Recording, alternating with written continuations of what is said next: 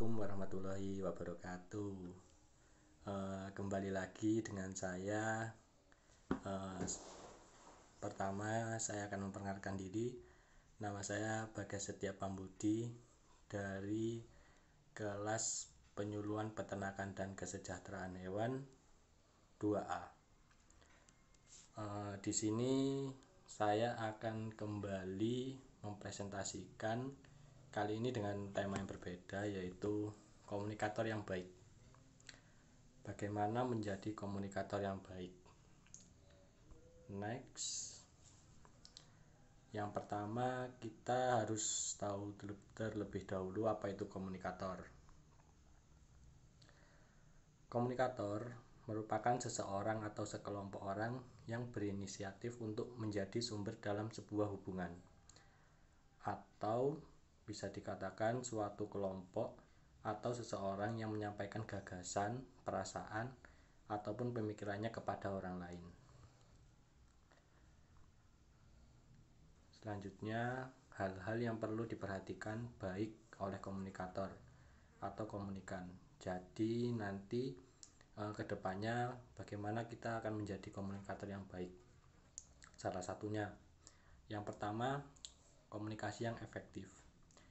Komunikasi yang efektif diawali dengan penetapan kode atau encoding atau simbol agar pesan dapat diterima serta dipahami dengan baik oleh komunikan secara jelas.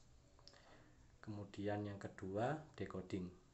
Decoding adalah suatu kemampuan komunikan untuk memahami suatu pesan yang diterimanya, karena sangat penting memahami komunikan guna menentukan cara penyampaian dan gaya bahasa yang sesuai dengan mereka. Jadi sebelum kita melakukan komunikasi kepada sumber atau orang yang kita ajak komunikasi, perlu juga kita memahami sesuatu pesan yang diterimanya.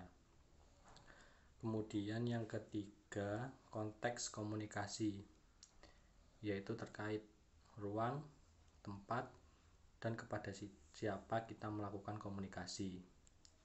Biasanya dilakukan saat kita penyuluhan. Termasuk di sini level komunikasi, baik itu komunikasi pribadi, kelompok, organisasi, maupun massa. Konteks komunikasi memperhatikan usia, jenis kelamin, wilayah, dan kemampuan intelektual komunikan. Cara berkomunikasi dengan anak kecil tentu akan berbeda dengan orang dewasa. Maksudnya, contoh kita dalam menghadapi teman sendiri, komunikasi, mungkin kita nanti ada bahasa-bahasa yang kasar, bahasa-bahasa kekinian atau semacamnya. Tetapi kalau kita melakukan komunikasi dengan orang yang lebih tua dari kita, itu nanti akan berbeda. Kita mungkin lebih condong mengarah ke kesopanan kepada orang yang lebih tua kepada kita dalam berkomunikasi. Kemudian bahasa tubuh yang keempat, atau bisa dikatakan komunikasi nonverbal, meliputi postur, posisi tangan dan lengan, kontak mata, maupun ekspresi wajah. Bahasa tubuh yang sesuai dapat meningkatkan pemahaman antara gerakan anggota badan, harus sesuai dengan apa yang diucapkan. Dan yang terpenting adalah senyum dan kontak mata. Di sini saya akan menjelaskan tentang kontak mata. Kontak mata itu juga penting.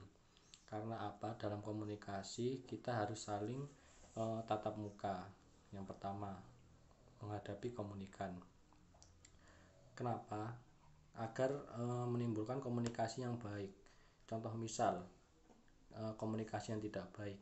Kita berkomunikasi dengan seseorang, akan tetapi kita tidak menatap matanya langsung, malah melihat yang lain, mungkin dari kiri ke kanan atau ke atas.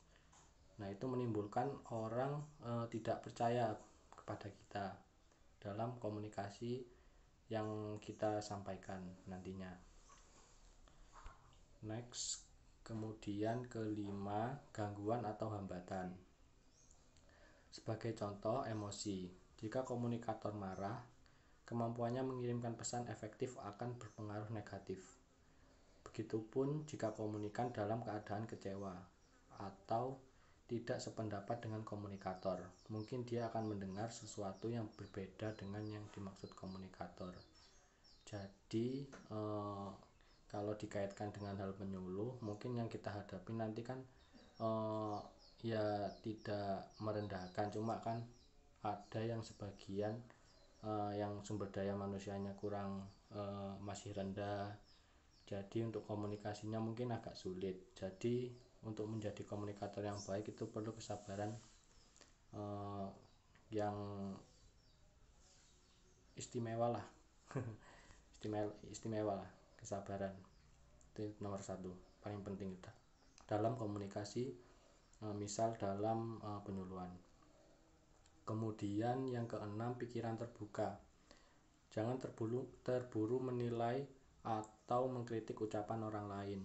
Mengedepankan respek, menghargai pendapat dan pandangan orang lain.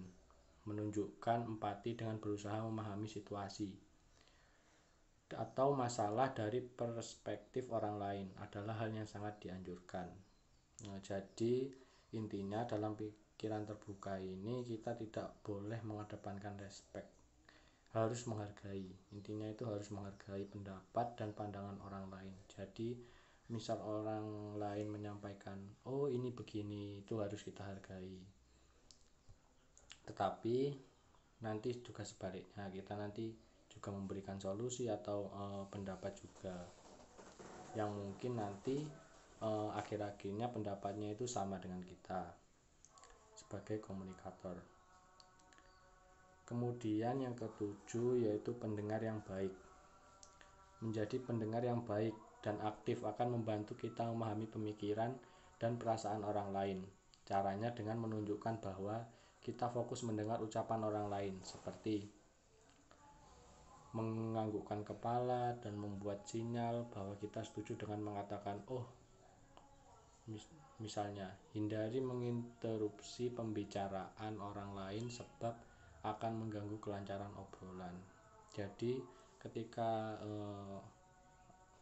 kita menjadi komunikator yang baik, nanti seorang komunikan memberikan suatu pendapat atau apa, kita hargai dengan kata oh mungkin oh begitu gini, seperti itu. Kemudian yang 8, yang terakhir, pastikan kita memahami ucapan orang lain dengan melakukan konfirmasi. Maksudnya kita bisa mengulang apa yang diucapkan orang lain sekaligus klarifikasi bahwa maksud pertanyaannya begini dan begitu. Jadi kita harus memahami. Intinya dalam komunikasi itu harus mengikuti alurnya dalam komunikasi tersebut, memahami apa yang diucapkan sehingga komunikasi berjalan dengan baik, menjadi komunikator yang baik, komunikan yang baik. Nah, seperti itu.